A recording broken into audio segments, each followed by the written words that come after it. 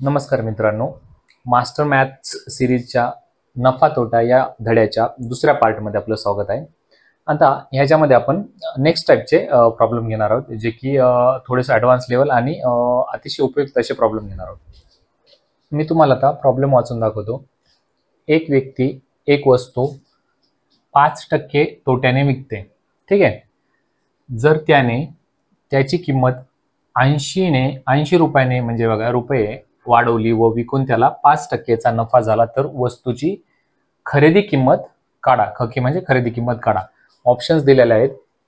आता याच्यामध्ये आपल्याला एक पारंपरिक पद्धतीने न सॉल्व्ह करता आपण ह्याला वेगळ्या एका थोड्याशा अंडरस्टँडिंग मेथडनी आणि फास्ट सॉल्व्ह करण्याचा प्रयत्न करणार आहोत.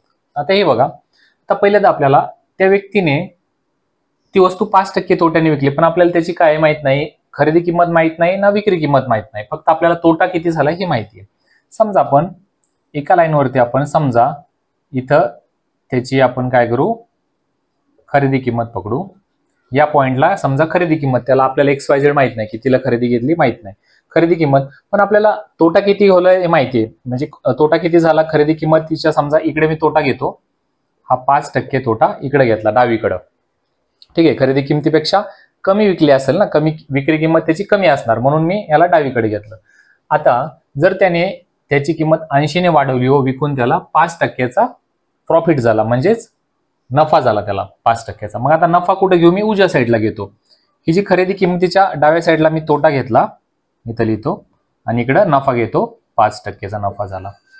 आपल्याला अजूनही खरेदी किंमत माहित नाही, फक्त आपल्याला 5% तोटा 5% प्रॉफिट. पण हे बघा, 5% फायदा कधी झाला, त्याला 80 रुपयाने वाढवली त्याची किंमत पूर्ण, म्हणजे त्याला 5%चा नफा होण्यासाठी टोटल त्याला 80 ने किंमत वाढवावं लागणार त्याची.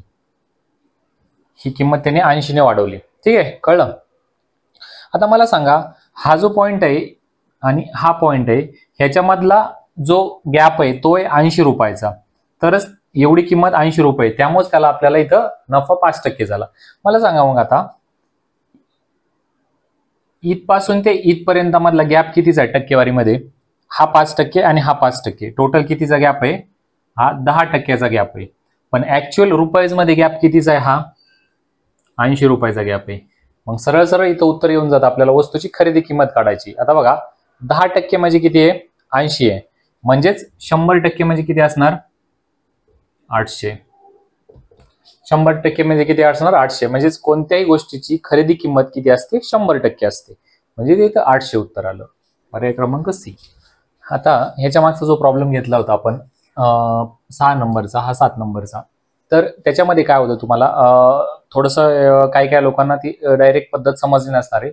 आता मी ह्याच्यामध्ये बघा सेम प्रॉब्लेम दिलाय, त्याच धर्तीवरती किंवा त्याच टाईपचा प्रॉब्लेम आहे हा, आणि याच्यामध्ये काय आहे, तुम्हाला फक्त व्हॅल्यूज चेंज करून दिल्या. आता कॉन्सेप्ट परत एकदा बघा, समजून घ्या कसं करतोय मी अशा टाईपचे प्रॉब्लेम्स.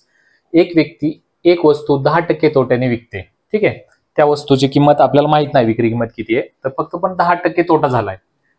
जर त्याने 9 रुपीजने म्हणजे 9 रुपयाने जास्तीच्या किमतीत विकली.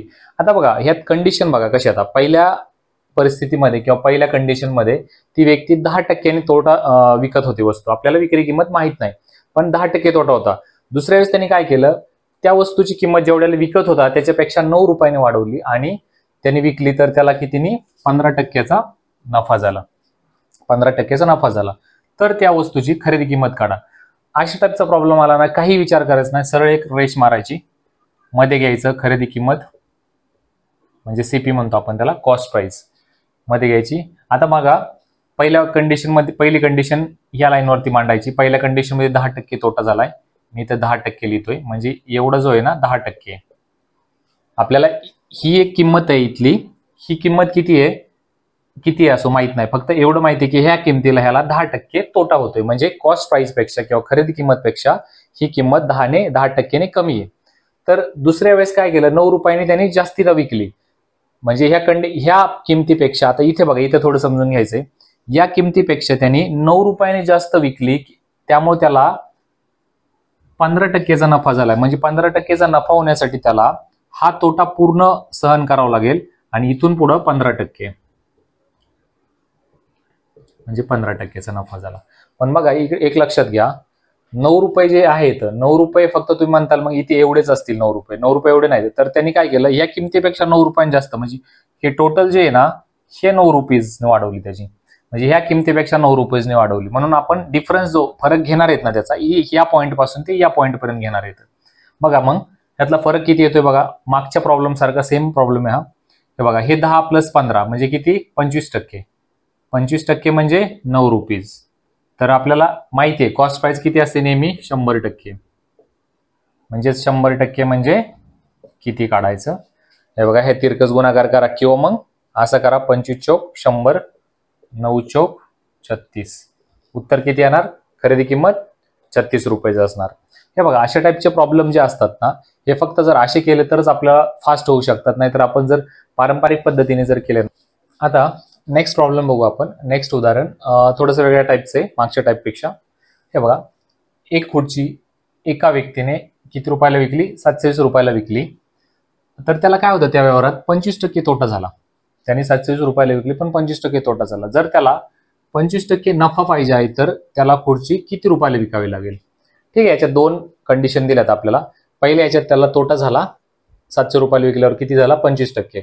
पण त्याला आता नफा 25% पाहिजे, तर त्याला किती रुपयाला होती, म्हणजे त्याची आपल्याला विक्री किंमत काढायची, जेणेकरून त्याला 25% नफा व्हायला पाहिजे. ठीक आहे, याच्यात काय करायचं, सगळ्यात सोपं उदाहरण ह्याच्या टाईपचं, आणि पहिले पण मी तुम्हाला पहिले 1-2 उदाहरणात असं दिलेलं आहे की ही टाईप समजून सांगितलेली आहे. आता बघा ह्याच्यामध्ये काय करायचं, त्याची जी खरेदी किंमत आहे, खरेदी किंमत किती मानायची, 100 मानायची. ठीक आहे, मी वरती लिहितो समजण्यासाठी, लिहायची गरज नाही. खरेदी किंमत 100 घेतली मी. तर हे बघा खुर्ची कितीला विकली, त्यांनी 720ला विकली, तर त्याला 25% तोटा झाला. आपल्याला फक्त 100 वरती बघायचं. आता बघा 100 जर असेल तर त्याला पहिल्या व्यवहारात काय झालंय, तोटा झालाय 25%. म्हणजे 100चे 25% किती, 25च. म्हणूनच मी 100 घेतलंय सोपं जाण्यासाठी.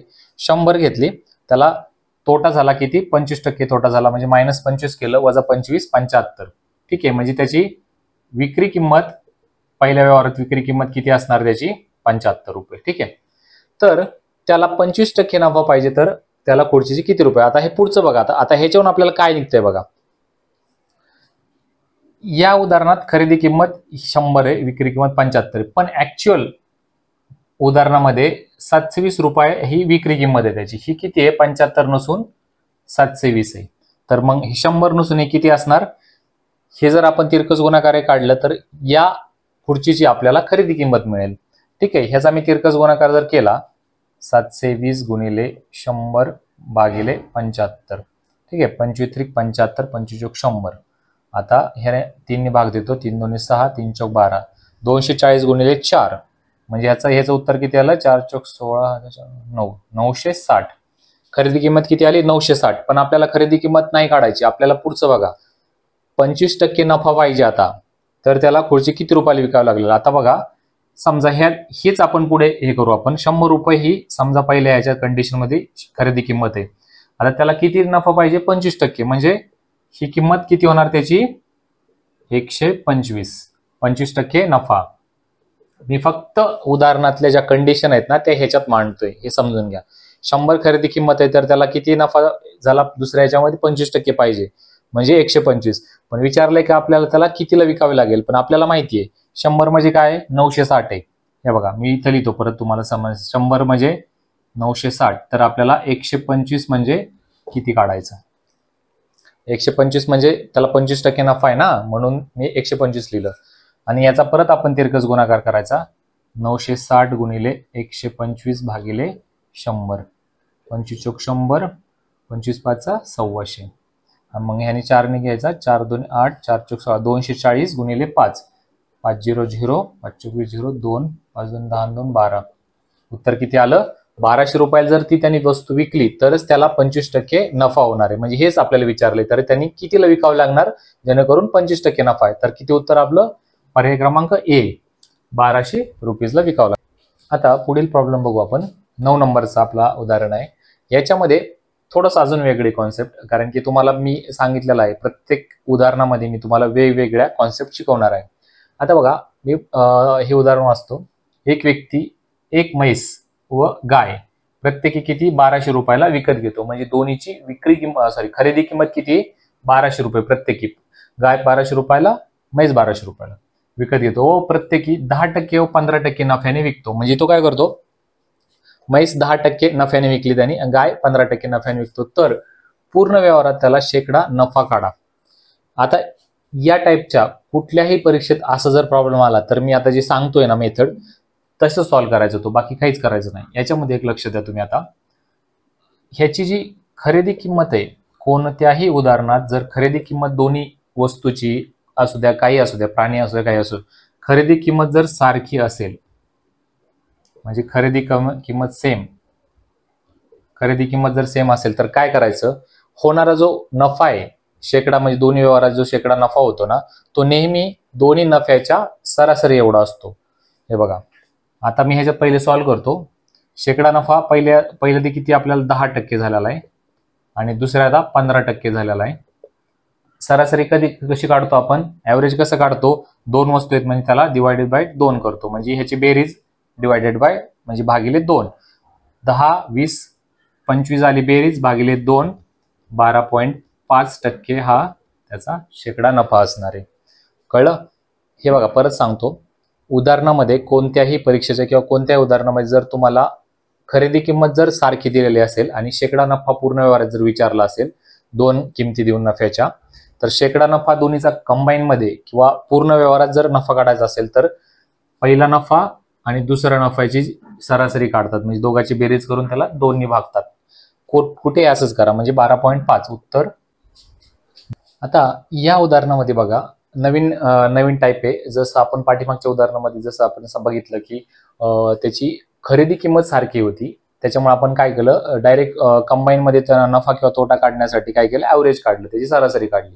आता ह्याच्यामध्ये बघा, राम हा एक खुर्ची व एक टेबल सारख्या किमतीनं विकतो. म्हणजे विक्री किंमत ह्याच्यात सारखी आहे आणि प्रत्येकी बघा त्याला काय होतं त्याच्यात, आणि त्याच्यात काय होतं, 30% तोटा होतो पहिल्या ह्याच्यात. म्हणजे सारख्या किमतीला विकतो पण त्याच्यात होणारा तोटा आणि सेम आहे. पहिल्या ह्याच्यात काय होतं, 30% तोटा, म्हणजे खुर्चीच्या व्यवहारात त्याला काय होणार, तोटा होणार, आणि टेबलच्या व्यवहारात काय होणार, 30% नफा कमावतो. तर पूर्ण व्यवहारात त्याला नफा किंवा तोटा सांगायचा आपल्याला. आता ह्या टाईपचा जेव्हा प्रॉब्लेम येतो, याच्यामध्ये बघा, खरेदी किंमत सेम आहे आणि नफा तोटा पण सेम आहे. असं जर असेल उदाहरणामध्ये तर काय करायचं आपण, बरं का, नफा तोटा सेम असू या डिफरंट असो, म्हणजे दुसरा वेगवेगळा जरी असेल तरी सांगतो तुम्हाला कसं करायचं. इथे समजा 30 असतं आणि इथे 20 असतं तर काय केलं असतं, पण आपल्याला कंडिशन काय आहे, खरेदी किंमत सारखी पाहिजे, नफा तोटा दिलेला पाहिजे. जर असं आलं तर ह्याच्यात मात्र मी तुम्हाला सूत्र सांगतो. काय करायचं, सूत्रात काय करायचं, x अधिक y अधिक xy भागिले 100 करायचं. या सूत्रात xy काय आहे, x म्हणजे असतो नफा आणि y म्हणजे असतो तोटा पर्सेंटेज मध्ये. या किमती ह्या सूत्रात टाकायच्या. आता आपल्याला पहिल्यात काय, x ची किंमत किती आहे, 30. x म्हणजे नफा, x म्हणजे नफा घ्या किंवा तोटा घ्या, सेमच असते. x म्हणजे समजा नफा आहे 30%. आता बघा 30 अधिक y म्हणजे काय, तोटा आहे म्हणजे 30. आता बघा फक्त लिहिताना काय करायचं, हा जो तोटा आहे, तोटा म्हणजे मायनस वजामध्ये लिहितो आपण, वजामध्ये लिहिला तोटा, इथे वजा लिहिलं, अधिक xy म्हणजे 30 गुणिले 30 भागिले 100, म्हणजे ह्याला वजा असते ना इथे. ठीक आहे, आता हे सोडून घ्यायचं, फक्त एवढंच करायचं. आता बघा मी खाली लिहितो, 30 अधिक वजा वजा 30 अधिक ह्याचे गुणाकार, 30 गुणिले 30 900 वजा 900 भागिले 100. हे बघा, हे अधिक वजा कॅन्सल होणार, राहिलं काय, 900 भागिले वजा 900 भागिले 100, हे 2 कॅन्सल, उरलं 9%. वजा म्हणजे काय, वजा कशामुळे, बघा वजा म्हणजे हा झालेला व्यवहारात तोटा आहे. इथे जर प्लस आला असतं तर हा फायदा झाला असता. इथे वजा, कोणत्याही संख्येला वजा चिन्ह आलं म्हणजे ती कमी, म्हणजेच हा व्यवहारात झालेला तोटा आहे. म्हणजे टोटल व्यवहारात त्याला किती तोटा झाला, 9% तोटा झाला. हे उत्तर पर्यायामध्ये बरोबर असणार. ठीक आहे, कळलं. अजून एकदा सांगतो, ज्याला कळलं नाही त्याला बघा, उदाहरणामध्ये जर तुम्हाला विक्री किंमत खरेदी किंमत जर सेम असेल, पहिले कंडिशन, ह्याच्यात बघा खुर्ची टेबल कितीला सांगतोय, किमतीला विकतोय, सारख्या किमतीला, उदाहरणामध्ये डायरेक्टली दिलंय. सेम असेल आणि नफा तोटा जर दिलेला असेल तर डायरेक्टली हे सूत्र मांडायचं आपण. आता ह्याच्यात काय झालं, ह्याच्यात नफा तोटा सारखा असल्यामुळे इथं कॅन्सल होऊन गेलं. जर नफा 20 असता, आता इथेच बघा मी परत करतो, तोटा समजा 20 आहे आणि नफा 30 आहे, तर कसं केलं असतं सोडा तुम्ही. आता हे बघा, हे सूत्र आहे आपलं x + y + xy भागिले 100. म्हणजे ह्या सूत्रात जर टाकलं, x म्हणजे काय आपला नफा किती आहे 30, तोटा किती आहे y, अधिक y कशामध्ये लिहायचा, वजामध्ये लिहायचा, तोटा किती आहे 20 प्लस नफा x गुणिले y 20 गुणिले 30 आणि भागिले 100. तर ओव्हरऑल काय होणार याच्यात, हे बघा 30 + 20 किती 10 प्लस ही तर वजा असणार, हे 600 भागिले 100, हे 2 शून्य कटले 10, हे वजा आणि अधिक वजा 6, म्हणजे याच्यात पूर्ण किती झाला 10 + 6 किती 4, पण ह्याला कोणतं चिन्ह आलं प्लसचं आलं, 10 - 6 4, म्हणजे ह्याच्यात काय होणार व्यवहारात पूर्ण 4% प्रॉफिट होणार, 4% फायदा होणार. म्हणजे असं करायचं. इथे कोणत्याही संख्या असू पण कंडिशन काय आपली, खरेदी किंमत सेम असायला पाहिजे, नफा तोटा द्यायला पाहिजे, मग तुम्हाला ओव्हरऑल या सूत्रानुसार का. तर आता या प्रॉब्लेम मध्ये आपण सेम कंडिशनच आहे, आपण जसं शिकलोत ना तसंच प्रॉब्लेम घेणार आहोत. याच्यामध्ये बघा, प्रॉब्लेम मध्ये आपल्याला सगळ्यात पहिले जसं मी मेथड सांगितली होती, याच्यामध्ये काय आहे मी तर पहिले वाचून दाखवतो तुम्हाला प्रॉब्लेम. एका माणसाने 2 पाईप म्हणजे नळ प्रत्येकी 12 रुपये किमतीला विकले. ठीक आहे, म्हणजे याच्यामध्ये या पहिल्या लाईननुसार तुम्हाला काय समजतंय, प्रत्येकी 12 रुपये म्हणजे त्यांची विक्री किंमत सारखी आहे. ठीक आहे, कंडिशन नंबर 1. ठीक आहे, एक पाईप, आता पुढे काय सांगितलं, एक पाईप वर त्याला 20% नफा झाला, पहिल्या पाईप वर त्याला 20% नफा झाला व दुसऱ्यावर त्याला 20% तोटा झाला. आता मी कंडिशन इथे लिहितोय, याच्यामध्ये काय आहे, सेलिंग प्राइस म्हणजेच आपण काय म्हणतो त्याला, विक्री किंमत सारखी आहे, सेम आहे. ठीक आहे, विक्री किंमत सेम आहे. कोणत्याही एक्झाम्पल मध्ये किंवा उदाहरणामध्ये जर विक्री किंमत दोघांची जर सारखी असेल, 2 वस्तूची असो 3 वस्तूची असो, आणि नफा आणि तोटा दिलेला असेल, तर मी तुम्हाला सूत्र सांगितलेलं आहे त्याच्यानुसार. आता बघा, ह्याच्यात नफा किती झालाय, पहिल्यावरती काय झालाय 20% नफा आणि तोटा किती झालाय, दुसऱ्यावरती 20% तोटा, एकावर तोटा झाला एकावर नफा झालाय. तर एक लक्षात घ्यायचं, आपण जो फॉर्म्युला जो सांगितला होता मागच्या गणितामध्ये तो लिहायचा. मी कसं सांगितलं होतं तुम्हाला, x अधिक y अधिक x गुणिले y भागिले 100. ठीक आहे, असा तुम्हाला फॉर्म्युला सांगितला होता मी. आता x म्हणजे काय, पहिला नफा, y म्हणजे तोटा. फक्त ह्याच्यात एकच काळजी घ्यायची की लिहिताना तोटा हा वजामध्ये लिहायचा. आता बघा, x च्या खाली 20, x म्हणजे समजा हे 20 आहे आणि याला y पकडू आपण, 20 अधिक, आता हा तोटा आहे ना म्हणून ह्याला मी -20 लिहिणार, अधिक या दोघाचा गुणाकार, -20 गुणिले 20 भागिले 100. फक्त हे सोडवायचं आहे आपल्याला. हे बघा, 20 वजा अधिक वजा काय होणार, मी पूर्ण सोडून दाखवतो, परीक्षेमध्ये एवढं सोडवायची गरज नाही. 20 वजा 20, आता इथे बघा वजाच राहणार इथं, कारण की 20 गुणिले 20 400 भागिले 100, हे 20 कॅन्सल होणार आणि इथं काय उत्तर येणार, वजा, हे 2 शून्य कॅन्सल, वजा 4. वजा म्हणजे काय दाखवतो याच्यामध्ये, की झालेल्या व्यवहारात त्याला तोटा झाला. ठीक आहे, मग आपल्याकडे पर्सेंटेज तोटा आला, पर्सेंटेज तोटा किती आला आपला, 4% तोटा झाला. ठीक आहे, आता पण हे उत्तर नाही बघा, 4% तोटा झालेले हे उत्तर नाहीये, कारण की आपल्याला तोटा हा विचारलाय रुपीज मध्ये विचारला, रुपयामध्ये विचारला. टक्क्यामध्ये जर विचारला असता तर ह्याच्यामध्ये 4% जर दिला असता तर ते उत्तर बरोबर होतं, पण ह्याच्यामध्ये आपल्याला एक्झामिनरनी थोडंसं फिरून प्रश्न विचारला. अजून एक स्टेप्स याच्यामध्ये करावं लागेल आपल्याला. कशी, आता आपल्याला रुपयामध्ये काढायचंय, मग काय करायचं, समजा त्या वस्तूची किंवा त्या व्यवहारामध्ये, वस्तूपेक्षा त्या व्यवहारामध्ये समजा त्याची खरेदी किंमत होती 100, आता 4% पूर्ण तोटा झालाय, म्हणजे त्याच्यावरती तो त्याने विकलं कितीला असेल, 100 रुपयाची ती वस्तू 96 रुपयाला विकली असेल, कारण की 100चे 4% म्हणजे काय 4च, 100 मधून 4 गेले 96. आता ही झाली विक्री किंमत आणि ही दोन्ही वस्तूची ही झाली खरेदी किंमत. दोन्ही वस्तूचं लिहिलं मी. 100 आणि 96. हे कळलं कसं आलं, कारण की 4% तोटा झाला, मी 96 केलं. पण हे बघा, त्यांनी विकल्यात कितीला वस्तू? एक वस्तू 12 रुपयाला विकली, दोन वस्तू कितीला विकली असणार? 24 रुपयाला. म्हणजे आणि ही दोन्ही वस्तूची किंमत आहे आपली 96, म्हणजे ही 96 नसेल तर हे 24 आहे, कारण की दोन वस्तूची 12 2 24, दोन वस्तूची किंमत, विक्री किंमत 24 आहे. तर खरेदी किंमत किती असेल बरं? तिरकस गुणाकार केला, 24 गुणिले 100 भागिले 96, 24 चोक 96 आणि हे 25. किती उत्तर आलं? खरेदी किंमत 25. पण खरेदी किंमत 25 आहे, पण तो विकतोय कितीला? दोन्ही वस्तूची 24 ला विकतोय. म्हणजे या व्यवहारात रुपयामध्ये किती तोटा झालाय? मी एखादी वस्तू 25 रुपयाला विकत आणली आणि ती विकली कितीला? 24 रुपयाला. म्हणजे याच्यामध्ये 1 रुपयाचा आपल्याला तोटा झाला. पर्याय क्रमांक सी. आता या उदाहरणामध्ये बघा, आपल्याला नवीन एक कॉन्सेप्ट शिकायचा आहे. एक सोपा कॉन्सेप्ट आहे. आता मी डायरेक्टली एक प्रॉब्लेम लिहिलाय, पण मी तुम्हाला थोडंसं याचं बेसिक सांगतो. याच्यात कसं असतं, जेव्हा तुम्हाला खरेदी किंमत व विक्री किंमत यांचं रूपांतर किंवा हे अंश आणि छेदाच्या रूपांतरामध्ये किंवा त्या रूपामध्ये दिलेले असतील तर कसं सोडवायचं? म्हणजेच कसं, समजा तुम्हाला खरेदी किंमत एक दिली, विक्री किंमत दिली आणि त्याच्यात तुम्हाला व्यवहारात नफा आणि तोटा काढायचा आहे. तर याच्यामध्ये बघा, त्याच्यासाठी मी डायरेक्टली उदाहरण घेतलंय, त्याच्यातून तुम्हाला बेटर समजून घेईल. आता एक टेबल आहे समजा. आता एका माणसाने काय केलं, तीन टेबल हे 4 टेबलच्या खरेदी किमतीत विकले.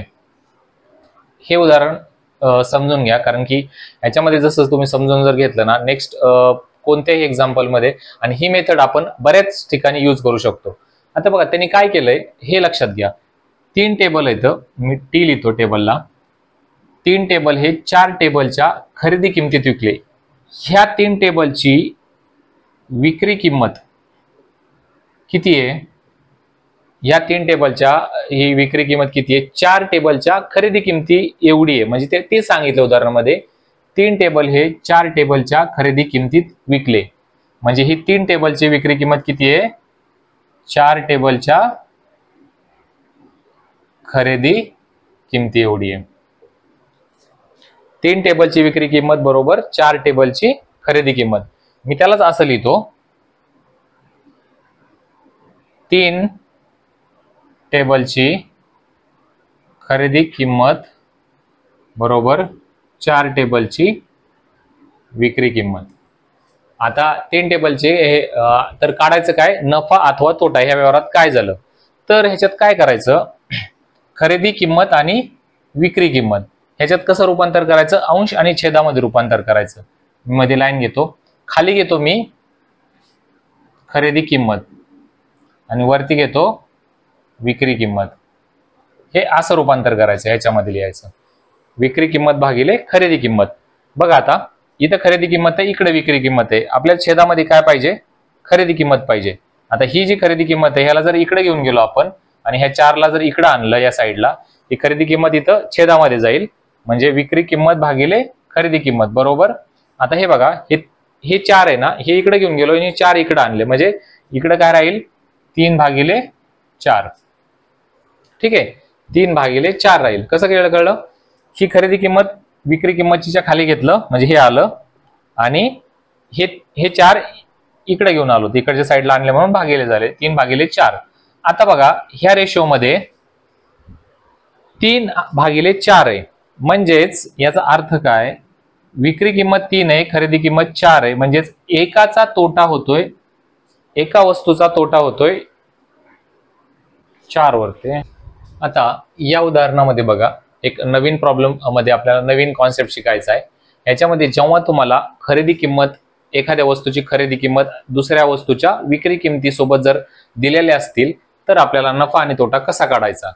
भरपूर एक्झाम्पल असे येतात प्रिलिम्स मध्ये वगैरे. तर ह्याच्यामध्ये एकच लक्षात ठेवायचं की आपल्याला विक्री किंमत भागिले खरेदी किंमत या अंश आणि छेदाच्या रूपांतरामध्ये ह्याच्या किमती लिहायच्या आणि मग उत्तर काढायचं. सोपं आहे बघा, मी प्रॉब्लेम वाचून दाखवतो. जर 3 टेबल हे 4 टेबलच्या खरेदी किमतीत विकले. आता ह्याच्यात लक्षात घ्या, 3 टेबलची जी विक्री किंमत आहे, म्हणजे बघा 3 टेबल हे 4 टेबलच्या खरेदी किमतीत विकले, म्हणजे 3 टेबलची खरेदी जेवढी किंमत आहे ती 4 टेबलच्या विक्री किमती एवढी बघा. जर 3 टेबल हे 4 टेबलच्या खरेदी किमतीत विकले, कळलं? म्हणजेच हे काय करतोय आपण याच्यामध्ये परत लिहितो बघा प्रश्न. 3 टेबलची सेलिंग प्राइस जी आहे ती 4 टेबलच्या कॉस्ट प्राइस एवढी आहे, म्हणजे कळलं? हे बघा 3 टेबलची जी विक्री किंमत आहे, सेलिंग प्राइस म्हणजे काय? विक्री किंमत आहे. 3 टेबलची जी विक्री किंमत आहे, कारण की त्या माणसाने काय केलं, 3 टेबलच विकले, पण ते किती किमतीत विकले? 4 टेबलच्या खरेदी किमतीत विकले, म्हणजे तेच लिहिलंय मी इथं. 3 टेबलची जी विक्री किंमत आहे बरोबर 4 टेबलची खरेदी किंमत, ह्याला आपण विक्री किंमत असंही लिहू शकतो आणि याला आपण खरेदी किंमत असंही लिहू शकतो. ठीक आहे. आता बघा आपल्याला मी तुम्हाला सांगितलं होतं आपलं रूपांतर कसं करायचं, सेलिंग प्राइस भागिले कॉस्ट प्राइस, म्हणजेच विक्री किंमत भागिले खरेदी किंमत, याच्यामध्ये मराठीमधून लिहिलं इथं, याच्यामध्ये रूपांतर करायचं. मग बघा सेलिंग प्राइस एसपी इकडे आहे आणि इकडे सीपी आहे, एवढं कळलं? एसपी आणि सीपी, आता एसपी वरती पाहिजे आपल्याला, सीपी खाली पाहिजे, मग ही सीपी सेलिंग प्राइस इकडे घेऊन आलो मी, म्हणजे इथं काय झालं, सेलिंग प्राइस भागिले कॉस्ट प्राइस, म्हणजेच विक्री किंमत भागिले खरेदी किंमत. आता हे 3 आहेत ना, हे 3 इकडे घेऊन जायचे, म्हणजे 4 वस्तूची किंमत आहे भागिले 3 वस्तूची किंमत. आता हा आपल्याला भेटला अंश छेदामध्ये रेशो मिळाला, म्हणजेच एक दशांश, आपण काय म्हणतो अंश छेदामध्ये याचं रूपांतर मिळालं. तर आता नफा किंवा तोटा कसा काढायचा, शेकडा नफा शेकडा तोटा. आता ही झाली तुमची सेलिंग प्राइस म्हणजे विक्री किंमत आणि ही झाली खरेदी किंमत. तर मला सांगा ह्याच्यामध्ये हे 4 1 ने जास्त येतं, म्हणजे 4 वजा 3 करायचं, 1 भागिले छेदाला छेद 1 भागिले 3 करायचं. म्हणजेच ह्याच्यात कसं असतं, एखाद्या तुम्ही 3 वस्तू विकल्यात, 3 वस्तूचीच विकल्यात, 3 हे बघा 3 टेबलच विकलेत, पण तो 4 टेबलच्या खरेदी किमतीत विकलेत, म्हणजे ऑब्विसली त्याला त्याच्यामध्ये काय होणार, नफा होणार. नफा किती, नफा कसा काढायचा, मग वरची संख्या मोठी आहे, वरची संख्या वजा खालची संख्या, 4 वजा 3 1 भागिले कॉस्ट प्राइस. आपण नेहमी नफा किंवा तोटा कशावर काढतो, मी सांगितलं होतं कॉस्ट प्राइस, म्हणजेच खरेदी किमतीवरतीच नफा किंवा तोटा काढतो, म्हणजेच 1/3. आता ह्याला जर शेकडा करायचा असेल म्हणून मी 100 ने गुणिलं, म्हणजेच काय होणार 100 भागिले 3, हे जर भाग घेत दिला तर 33.33% या व्यवहारामध्ये त्याला नफा होणार. ठीक आहे, सोपं आहे. फक्त तुम्हाला ह्याचं जे दिलेल्या संख्येच्या किमती आहेत ना, त्या सेलिंग प्राइस किंवा विक्री किंमती आणि कॉस्ट प्राइस खरेदी किमतीच्या स्वरूपात मांडता आले पाहिजे. आपण आता याच प्रकारचं पुढचं एक्झाम्पल घेऊया. आता त्याच्याच सारखा मी एक उदाहरण घेतलंय तुम्हाला, हे बघा उदाहरण वाचून दाखवतो. जर 10 पुस्तके हे 5 पुस्तकाच्या खरेदी किमतीमध्ये विकले तर त्या व्यवहारामध्ये शेकडा नफा अथवा तोटा काढा. आता ह्याच्यामध्ये पण सेम सांगितलं त्यांनी की 10 पुस्तकं त्यांनी विकलेत, पण ते विकलेत कितीला, 5 पुस्तकाच्या खरेदी किमतीमध्ये विकलेत. आणि हेच आपल्याला लिहायचं ह्याच्यामध्ये. बघा 10 पुस्तकाची जी सेलिंग प्राइस आहे, सेलिंग प्राइस म्हणजे विक्री किंमत, विक्री किंमत ऑफ 10 पुस्तकं, सेलिंग प्राइस ऑफ 10 पुस्तकं ही किती आहे, कॉस्ट प्राइस ऑफ 5 पुस्तकं. म्हणजेच हे बघा, ही विक्री किंमत ऑफ 10 पुस्तकाची विक्री किंमत कशा एवढी आहे, 5 पुस्तकाच्या खरेदी किमती एवढी. मी वरती मराठीमधून लिहितोय. आता सेलिंग प्राइस ऑफ 10 बरोबर कॉस्ट प्राइस ऑफ 5. मी तुम्हाला सांगितलं होतं की आता हे लिहिल्यानंतर काय करायचं, याला एक अंश आणि छेदाच्या रूपांतरामध्ये त्याला मांडायचं. म्हणजेच कधीही पण मांडताना काय करायचं, वरती विक्री किंमत आणि खाली खरेदी किंमत असली पाहिजे. म्हणजे वरती सेलिंग प्राइस आणि खाली कॉस्ट प्राइस. सेलिंग प्राइस तर इथंच आहे, कॉस्ट प्राइस इकडे आहे, मी इकडे ह्याला सेलिंग कॉस्ट प्राइसला इकडे घेऊन आलोय, कॉस्ट प्राइस घेतलं खाली, आणि 10ला मी इकडे घेऊन जातो, म्हणजे 5 भागिले 10. आता या व्यवहारामध्ये बघा वरती 5 आहे खाली 10 आहे, म्हणजे त्यांनी 10ला एखादी वस्तू आणली आणि 5ला विकली, म्हणजे त्याच्यात काय होणार, तोटा होणार. तोटा कितीचा होणार, 10 वजा 5, 5चा तोटा कितीवर होणार, 10 वरती होणार, 5चा तोटा 10 वरती होणार. म्हणजेच आणि ह्याला शेकडा करण्यासाठी मी 100 ने गुणलं तर हे 0 कटलं, 50% तोटा झाला या व्यवहारात त्याला 50% तोटा झाला. कळलं? ह्याच्यात फक्त आपल्याला ही एक स्टेप मांडायची, विक्री किंमत आणि खरेदी किमतीची, आणि अंश आणि छेदामध्ये रूपांतर करून शेकडा तोटा किंवा नफा फाइंड आउट करायचा आहे. ठीक आहे.